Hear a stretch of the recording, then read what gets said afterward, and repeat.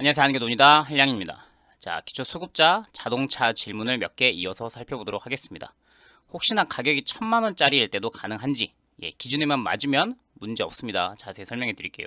생계급여가 깎인다는데 본인 돈으로, 본인이 가지고 있던 예적금, 은행 예금, 통장 잔고로 자동차를 산다면 전체 본인의 재산 총액이 늘어나는 게 아니기 때문에 아무 문제 없습니다. 이것도 자세히 설명해 드릴게요. 그다음에 자동차를 사게 되면 구청, 시청에서 자동차 사셨네요. 그러면 그 자동차로 어떤 소득 활동을 하게 되시나요? 소득 신고를 꼭 반드시 하셔야 됩니다. 라고 하는데 그렇지 않습니다. 생업용 자동차로 등록할 때만 그걸 해야 되는데 보통 때는 하지 않아도 상관없어요. 이것도 자세히 설명해 드리겠습니다. 2016년식 소나타를 구매할 예정인데 옵션, 자동차에 옵션이 조금 있어서 차량 가액이 1200만 원입니다. 수급자 탈락 가능성이 있나요?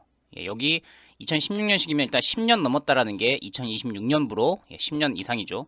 그 다음에 차량 가액보다는 CC가 중요한데 소나타를 찾아보니까 CC가 2000cc 미만이더라고요. 그러면은 10년 이상이라는 조건 충족했고 2000cc 미만이라는 조건도 충족했으면 가격은 본인 돈으로 사는 거라면 1000만 원이 넘어도 상관없습니다.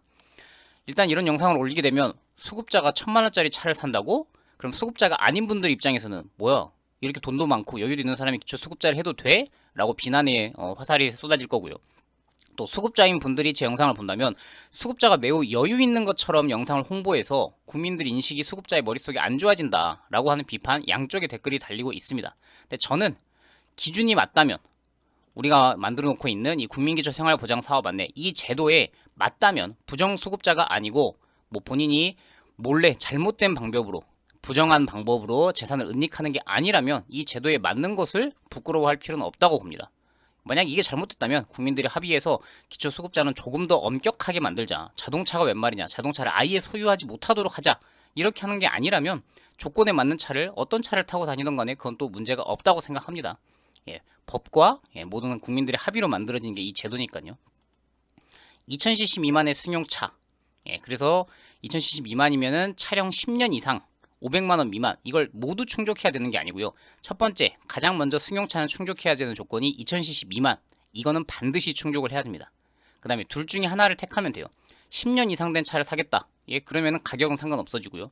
그 다음에 10년보단 조금 안쪽인 차 예를 들면 경차인데 2000cc 미만이겠죠. 경차가 한 700cc라고 가정하면 근데 10년이 안 됐어요. 한 5년밖에 안 됐어. 그런데 차가 옵션도 없고 해서 가격이 보험개발원에 등록된 차량 가액을 보니까 400만 원이에요. 그러면 그것도 통과입니다. 그래서 2000cc 미만이라는 첫 번째 조건은 반드시 충족을 해야 되고 10년이 넘은 차라면 가격은 신경 안 쓰셔도 되고요. 10년 안쪽인 차라면 가격은 반드시 신경 써야 됩니다. 이 둘 중에 하나를 충족하면 돼요. 그래서 2016년식이라는 조건 아까 영상을 말씀 주셨죠? 2016년 5월 1일 자동차 등록부를 보면은 최초 등록일인지 자동차 연식인지 둘 중에서 빠른 날짜를 기준으로 했을 때 2026년 1월이 되면 월은 상관하지 않고 2016년 차량이면 전부 다 그냥 10년 이상 된 자동차로 분류하겠다. 이게 자동차 등록증이죠. 여기에 보면은 뭐 등록 날짜 또는 자동차의 모델 번호에서 연식 이 둘 중에 더 빠른 날짜를 기준으로 해서 2026년 1월이 되면 16년산 2016년식 자동차의 경우에는 전부 다 10년 이상 된 차로 분류해 줍니다.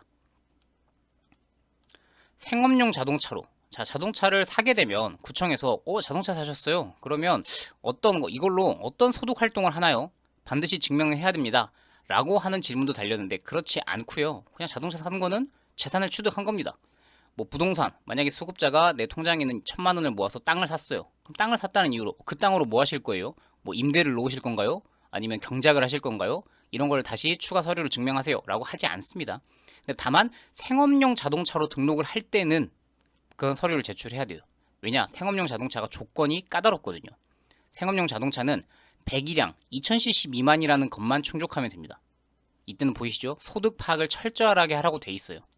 그래서 2000cc 미만이지 연식이 10년 이상인지 뭐 가격이 얼마인지 따지지 않고 그냥 2000cc 미만이기만 하면 재산으로 취급을 해줍니다. 그래서 조건이 도고 완만하죠. 그래서 이쪽으로 등록하시려는 분들이면 나는 좀 최신 차량을 타고 싶다. 아니면 조금 고가의 차량을 타고 싶다. 그런 분이라면 생업용 자동차로 등록을 해야 되는데 그럴 때에는 소득신고를 해야 됩니다. 근데 그게 아니라면 그냥 일반 자동차를 살 때는 소득신고를 하란 말 자체가 없어요. 그냥 본인이 재산 취득을 한 것에 불과합니다. 그 다음에 생계급여가 깎이지 않느냐라는 질문들도 종종 있는데, 예를 들면 경기도에 사시는 분이 8천만 원까지가 재산 기준이죠. 여기 보시면 경기도 8천만 원, 집, 주거용 재산, 일반 재산, 자동차나 토지, 금융재산, 예적금, 보험 이런 거를 전부 다 더해서 8천만 원이 넘지 않으면 돼요. 그래서 자동차를 구입하기 전에는 내가 보증금 5천에 예금, 은행 예금 3천이 있었어요. 그러면은 8천만 원이니까 이분의 재산은 정부에서 볼 때는 0원, 빵원 아무것도 없는 것으로 취급을 하죠. 근데 자동차를 구입하면은 뭐가 달라졌냐? 보증금 5천은 그대로 있고 예금 3천이 사라지고 자동차 3천만 원이 생겼죠. 근데 이분의 총 재산이 달라진 게 있나요? 없죠. 어차피 기본 재산액 경기도 8천만 원 이내라서 재산을 소득으로 환산하는 이 절차가 사라지고, 그러니 본인의 소득 인정액이 늘어나지도 않고, 그래서 생계급여도 깎이지 않습니다. 그래서 뭐 비싼 차, 제가 예시로 자동차 3천만 원짜리를 샀는데 문제가 있나요? 전혀 문제가 없죠. 기준에 맞는 2000cc 미만의 10년 이상 된 차가 간혹 가다가 뭐 3천만 원짜리 차가 있을 수도 있죠. 2000cc 미만이면서 10년 이상 된 차는 대부분 몇백만 원 이내이긴 하지만 어쩌다 뭐 외제차라고 해서 비쌀 수도 있어요. 근데 그거를 기본 재산액 이내에서 샀다면 생계급여가 안 깎이는 극단적인 예시를 통해서 한번 설명해 드린 겁니다. 예, 문제 없죠. 일반 재산 내에 여기 보시면 제일 마지막에 일반 재산 소득 환산율 기준에 맞는 자동차는 일반 재산으로 들어갑니다. 그래서 재산으로 취급이 되는 자동차, 조건에 맞는 차를 사셨다면 재산으로 들어가기 때문에 생계급여가 깎일 일은 없다. 그리고 2016년식 소나타가 몇 cc인지는 검색을 해보니까 다 2000cc 미만이더라고요. 그래서 차량 가격은 이때는 상관하지 않으셔도 된다. 어차피 본인 돈으로 차를 구매하실 예정이니까요. 자, 그렇게 해서 오늘의 내용을 정리해보면, 자동차 기초수급자는 사면 안 되나? 아니요. 조건에 맞는 2000cc 미만 10년 이상 또는 2000cc 미만 500만원 미만 이런 승용차, 또 화물차도 제가 영상을 올려드렸죠. 뭐 승합차, 조건을 잘 찾아서 사시면 됩니다. 자동차를 사게 되면 무조건 소득신고를 추가로 해야 되나? 생업용 자동차로 등록할 때만 해당하고요. 그냥 생업용 자동차의 기준이 아닌 일반 자동차 기준으로 사는 거면 아무 문제가 없습니다. 근데 혹시나 내가 기준, 연식이라든지 CC라든지 차량 가액이라든지 한번 사면은 잘못 사게 되는 경우에는 수급자 탈락할 위험이 자동차는 있기 때문에 구매 전에 내가 해당 어떤 차량을 중고차로 보고 있고 몇 cc이고 연식이 뭐고 모델이 뭐고 가격이 얼마다, 이걸 구청에 사전에 한번 체크하고 구입하는 게 안전하겠죠. 혹시나 내가 놓치는 부분이 있을 수도 있으니까요. 근데 소득신고를 반드시 해야 되는 건 아닙니다. 그 다음에 생계급여가 깎이냐?